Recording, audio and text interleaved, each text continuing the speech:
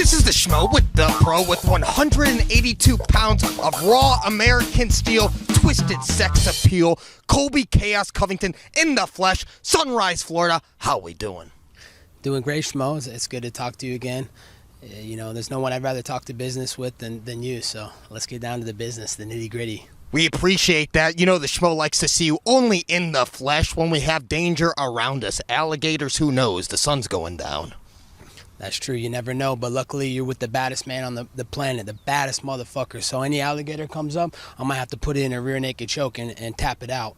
Talk to the Schmo for a second, man. You're sporting your 268 MSG jersey, New York Knickerbockers, Colby Chaos Covington. You didn't move from the rankings since that fight. It was a war, as we expected, man. Now you've settled things for a couple of weeks. Have you heard anything from Hunter? Have you heard anything from the brass at the UFC? What's next on the agenda? Yeah, so my people have been in touch with the people over at the UFC with Hunter and everything, so something's going to get worked out. Big business is going to be taken care of in early 2022. Probably the first quarter is what I'm hoping for. And, you know, things are looking up. You know, Madison Square Garden, I just sold it out, 4th highest gate in the history of the Garden. That's the Mecca. That's the best and biggest sporting arena in the world. So to sell it out, you know, and have the 4th highest gate all the time is like very humbling to me and a huge accomplishment. And then on the other flip side, you know, I got to run it back with Marty again and fight him, you know, for 5 more rounds. And, you know, just because, you know, the judges decided to give him the fight by one measly round, 3-2, you know, people around the world, the millions of people around the world, and the people, the 25,000, 30,000 screaming people on their feet in Madison Square Garden, they really knew who the champ was. They know who won. So, you know, I feel like I went there, I took care of my business, and you know, Marty knows I ain't finished with him yet. There's still unfinished business. I'm going to still keep looking for him. Unless he retires from the sport, I'm going to be looking for him, and I'm coming for his head. Every time I fight him, I get better. So I'm still making improvements in my game every day. So we know the trilogy fight's on the mind of Colby Chaos Covington. What's it going to take to get there? The Schmo's been calling for this fight for over a year. You and Jorge Masvidal, the ultimate fighter. Why not make that happen? Or do you think something else is in the cards?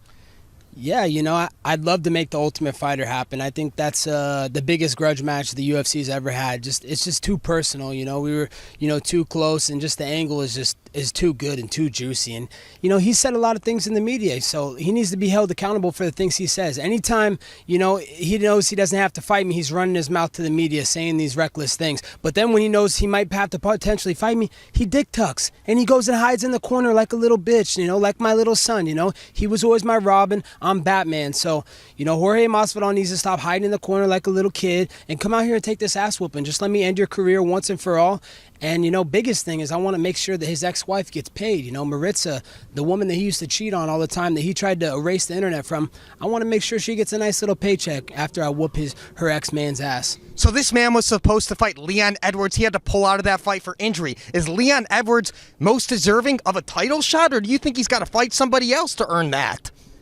Yeah, Edward Scissorhands hasn't earned anything. You know, he needs to go run it back with the guy he kept eye gouging and should have been DQ'd from. So, you know, that guy hasn't earned anything. He hasn't, you know, won these top-level contender fights to earn a title shot. So he's still got a lot of work to do. And he's a nobody. Nobody knows who he is. So people know him more for Edward Scissorhands and Leon Scott than they do for his actual first name. Well, the guy he was eye gouging was Bilal Muhammad. He's fighting against Stephen Wonderboy Thompson this weekend at Fight Night. Do you think the winner of that fight's more deserving than a Leon Edwards to get a title shot?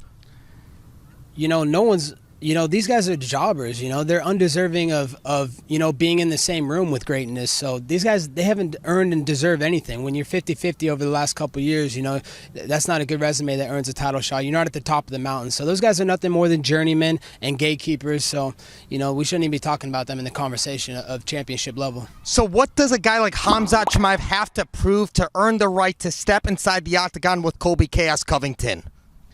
He needs a couple ranked wins, you know, a couple top 10 ranked wins, you know. Has any of the guys he's fought in the UFC, are they even still in the UFC? They're not ranked. Yeah, they're not ranked, you know. I mean, who knows if they're even still in the UFC? I mean, come on, man. Let's start beating some top-level real competition, and then we can start talking about fighting the best fighter in the entire world. So, you know, he earns his way up there. He'll get his ass spanking and get kicked right back to the bottom. The Schmo sees you holding some awards. It's award season. It's December. What you got for us, Chaos? So, Schmo, you know, it is award season. It's the year-end awards that the media loves to do. And we all know the media and the clickbait merchants and all the jobbers, you know, they're eating Cheetos on their mom's couch.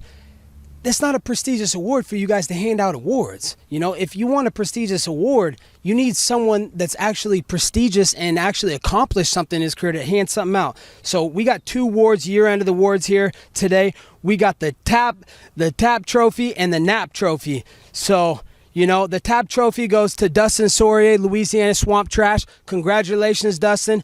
You tapped. I mean, there was a lot of great taps this year, but the way you quit and put your head on the mat and got tapped out like a little bitch that you are, that was amazing. So all that reckless talk about you saying it was on site, you know, this and that, name the site, bitch. Let's do this, man. Bring your Jezebel, the wife. Bring that little kid you use as a prop, and let's run this. Stop scamming people with your fake charity, and let's fight, man. You got to be held accountable. But you know, you've always came up short in the big moment, Dustin Saurier. So here's your opportunity. You get a championship from Kolbey Chaos Covington for year-end awards for the TAP award.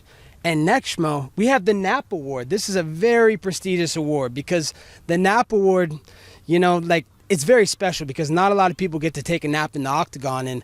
And this goes to Street Judas, the fragile guy, Jorge Masvidal. You're welcome, Street Judas. You got the NAP award. Has he even woke up yet, still, Schmo, or is he still like in another dimension? Well, the Schmo, this is the first time we have an athlete doing an award ceremony here. It's about damn time. You starting a trend here, Chaos Covington. Thank you, Schmo, and I want you to personally hand these to Dustin and Jorge because everybody knows if I get in the same room with them, I'm just going to tear them to pieces and break their faces. So I know that I'm not going to be able to come in close to them, but they should be happy. They finally got the championship that they've so long strived for. Well, before the Schmo gives you something, we appreciate the trophies. Thank you very much. But where does this beef stem from with Dustin Poirier? Were you the guy that was helping him out getting ready for Khabib? I can only imagine that with your wrestling background. Where does this whole thing stem from?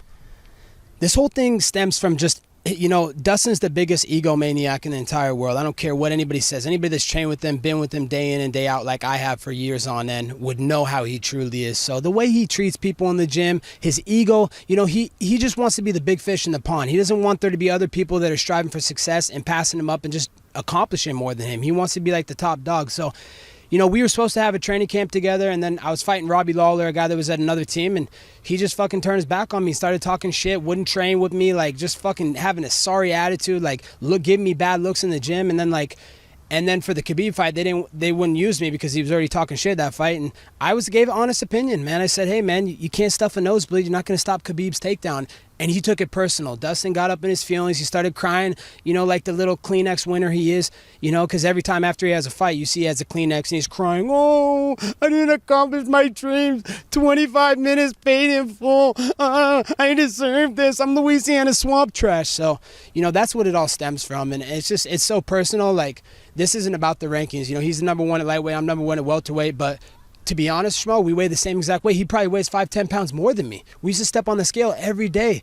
And Dustin was like 185, 190. He was bigger than me. I'm like 182, 185 max. So it's not like I'm picking on a guy in a different weight class like maybe some people are going to say. I'm picking on a guy that said it's on site in the media. He said, when I see Kolbey, it's on site. So I want to keep these guys held accountable for their street cred because they're talking all this shit in the media, but then when it's time to do business and get in the cage and actually fight, they're nowhere to be found. So, Dustin, you're a fucking coward. Your wife's a hoe, and she has fake tits on her chest, and you're a piece of shit father.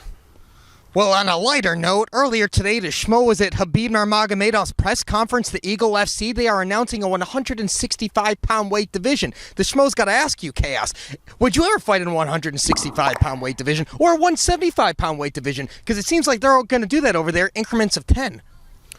Yeah, 165 would have been always my best weight class, or 162, somewhere around that weight class. There's a wrestling weight class that they have. It's like 74 kilos or something, 163 right in there. And that's like the perfect weight for my body. 170, I'm kind of a little small. Like, I don't have to cut a lot of weight. It's easy. But, yeah, that'd be a great weight class to fight in. I know they teased it for a while in the UFC, but they haven't been able to make it happen. But the biggest thing is I'm not scared to fight in my real weight class. I don't have to be a bully like Dustin Saurier who has to bully littler guys. You know, I'll fight at my normal weight class, and I'll go fight there because I'm the best in the world. And there's not anybody could do, not anybody on the other side of this screen, not anybody in the world. Even Cameron Usman knows he can't stop me. Nobody can stop me.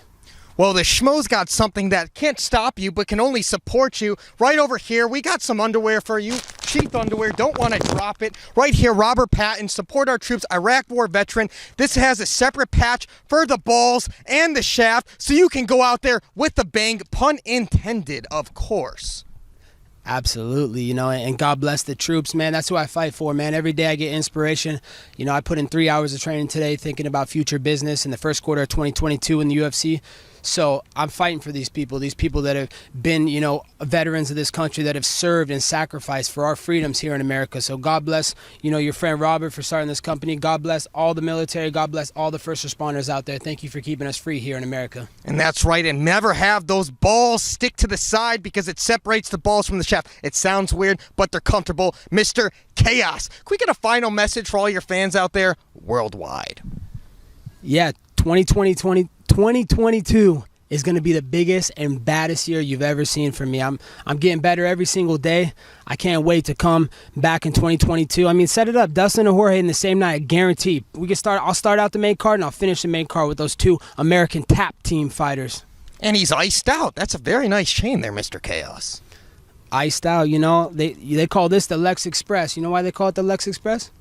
Because all my girls are like, it's so icy that they can come rollerblade on it and do ice skating lessons on it. So, you know, this watch costs more than any nerd or virgin that's watching this.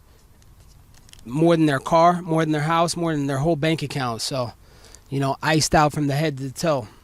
There you go, baby. Earn that cash. He's the pro. I'm the schmo. Sunrise, Florida. We're out.